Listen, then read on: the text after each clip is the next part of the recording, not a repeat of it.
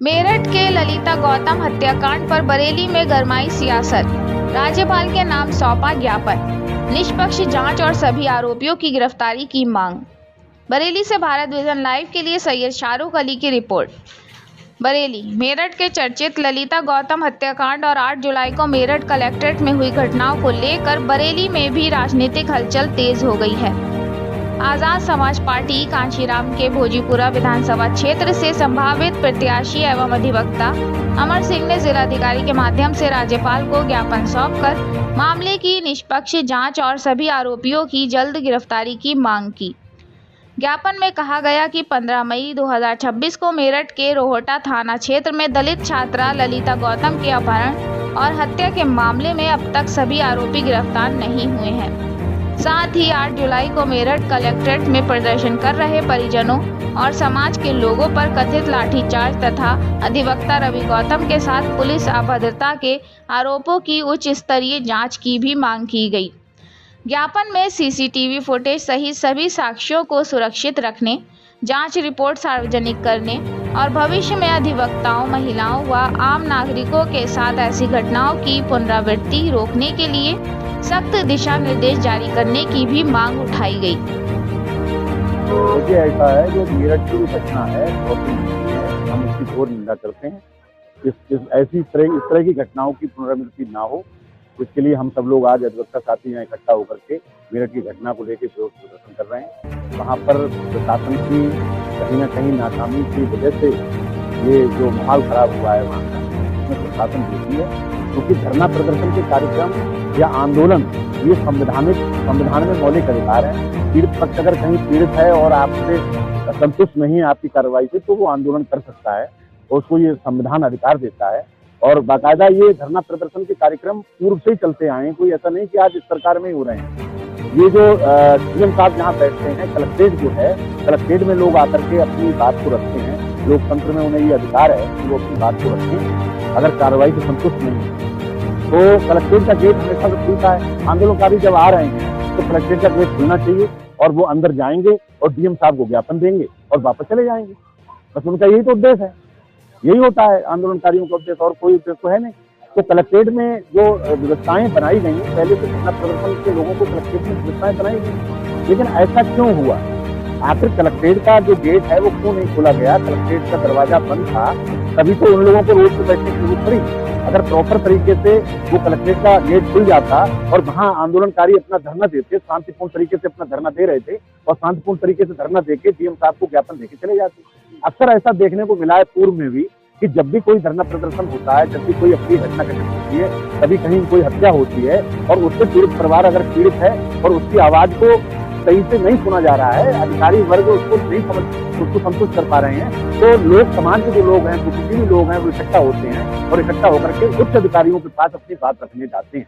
तो ये उनको संविधान अधिकार देता है और उस अधिकार के तहत धरना प्रदर्शन करने लोग आते हैं, धरने पे बैठते हैं या ज्ञापन देते हैं, तो ये उनका मौलिक अधिकार है। तो हमेशा से ऐसा रहा है कि कलेक्ट्रेट में आए और आंदोलनकारियों ने आकर के ज्ञापन देने के लिए डीएम साहब के लिए कहा, तो उससे पहले ही एसएसपी महोदय डीएम साहब को खुद फोन करते हैं कि साहब बहुत ज्यादा लोग हैं, भारी संख्या में लोग हैं और आक्रोश है लोगों में, और आप हमारे जिले के सम्मानित जिलाधिकारी हैं, आप आइए और 5 मिनट में साहब आकर आप आ जाएंगे और उन लोगों को संतुष्ट कर देंगे, उनका ज्ञापन ले लेंगे, तो पब्लिक जो है वो आक्रोश उनका खत्म हो जाएगा और वो लोग चले जाएंगे वापस। तो ऐसा होता रहा है।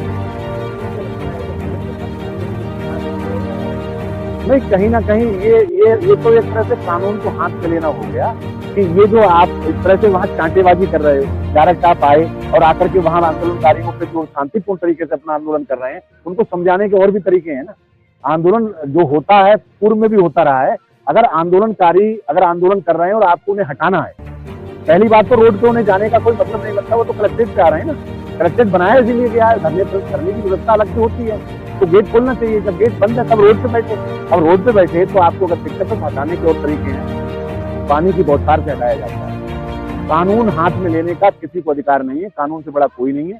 कानून जो है संविधान से चलता है और संविधान के दायरे में रह के शांतिपूर्ण तरीके से लोग आंदोलनकारी जो धरना प्रदर्शन कर रहे थे, उसमें इस तरीके की जो अनैतिक कार्य किए गए और ये बहुत ही घोर निंदनीय है। मैं इसकी घोर निंदा करता हूँ। और बहन जो ललिता गौतम जी के साथ जो ऐसा कार्य किया गया, घृणित कार्य किया गया, तो उसका अपहरण हुआ और उस अपहरण करने के बाद गैंगरेप किया गया, तो उस बहन के साथ उसके परिवार से पूछो, जो पीड़ित परिवार लगातार अधिकारियों के चक्कर काट रहा है, लगातार लोकल स्तर पे वो अपनी बात को रख रहा है, और वहां पर उसकी सुनवाई जब नहीं हो रही है तभी तो धरने की जरूरत पड़ी, तभी तो आंदोलन की जरूरत पड़ी।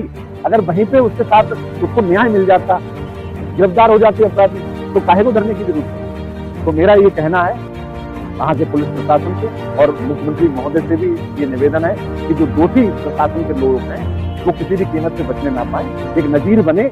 ऐसे लोग जो आज के डायरेक्ट कानून अपने हाथ में लेके लोगों को चांटा मारना, थप्पड़ मारना, इस तरीके से अमानवीय व्यवहार करना, और अभिरक्षा में लेने के बाद एक एडवोकेट के साथ, जो कानून का पालन करने वाले एडवोकेट होते हैं, एडवोकेट संविधान के तहत चलते हैं, अपनी कानून के पालन करते हैं, कानून के दायरे में रह के अपनी बात को रखते हैं, तो उनके साथ एक एडवोकेट के साथ भी इस तरह से हाथापाई करना, और वो भी गाड़ी के अंदर बंद, वो अंदर गाड़ी में है और उसके साथ फिर घुस के अंदर उसको मारना पीटना, और इस तरह से वो अंगूठा से उन्होंने वीडियो के माध्यम से आप सब लोगों ने देखा होगा कि वो अपनी आत्महत्या करने के लिए भी अंगूठा से कुछ अपना जान देने का प्रयास भी कर रहे थे। तो वो क्यों कर रहे थे? ऐसा नहीं होना चाहिए, ऐसी नौबत नहीं आनी चाहिए। प्रशासन को चाहिए कि वहाँ शांतिपूर्ण तरीके से जो निष्पक्ष जांच कराए, और जांच करा करके जो दोषी हों उनको किसी भी कीमत से बख्शा ना जाए, और आंदोलनकारी जो निर्दोष आंदोलनकारी हैं उनको जो अगर नेम्ड हो भी गए तो उनकी जांच करा के जो निर्दोष लोग उनको छुड़वाया जाए। ये हमारा, हम लोगों ने आज एक ज्ञापन देने जा रहे हैं। मेरठ में एक हमारी बहन थी, दलित समाज की ललिता गौतम, उसकी अपहरण करने करती गई, जिसके संबंध में समाज के कुछ लोग, उसमें सिर्फ अभी कुछ गिरफ्तारी नहीं हुई थी, जाँच उसमें नहीं हुई, उसको दबाव बनाया जा रहा था। उसको लेकर जो है समाज के लोग, बहुजन समाज के लोग आंदोलन कर रहे थे कि सिर्फ मुसलमानों की गिरफ्तारी हो।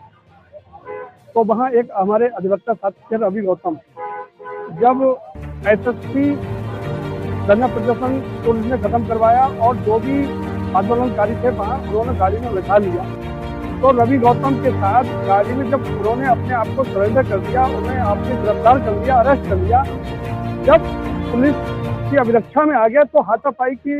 मैं आपके चैनल के माध्यम से ये पूछना चाहता हूँ मेरठ एसएसपी अविनाश पांडे जी से कि आपको ये कितने अधिकार दे दिया कि आप अपनी अभिरक्षा में लेकर उनके साथ 3rd डिग्री टॉर्चर करेंगे, उनके साथ हाथापाई करेंगे। क्या बहुजनों को अब आंदोलन करने का अधिकार नहीं रहा? क्या बहुजनों को, बहुजन की बेटियां ऐसे ही अपहरण करके हत्या कर दी जाएंगी, और जब वो न्याय की मांग करेंगे उन पर लाठियां बरसाई जाएंगी? ये कहाँ का न्याय है? तो मैं आपके चैनल के माध्यम से मैं एसएसपी मेरठ अविनाश पांडे जी को चेतावनी देता हूं कि आप अपने जो नीतियां हैं दलित विरोधी, बहुजन विरोधी, उनमें सुधार करें।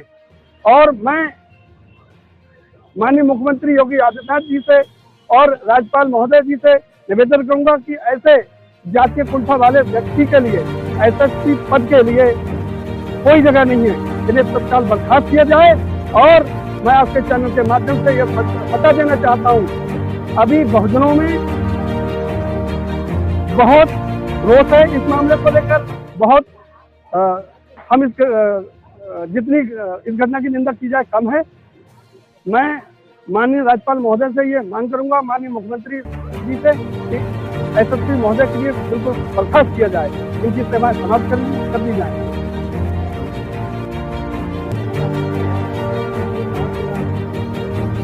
ऐसा नहीं है, देखिए माहौल क्यों बिगाड़ेंगे जब कहीं ना कहीं उसमें निष्पक्ष जांच नहीं हो पा रही थी।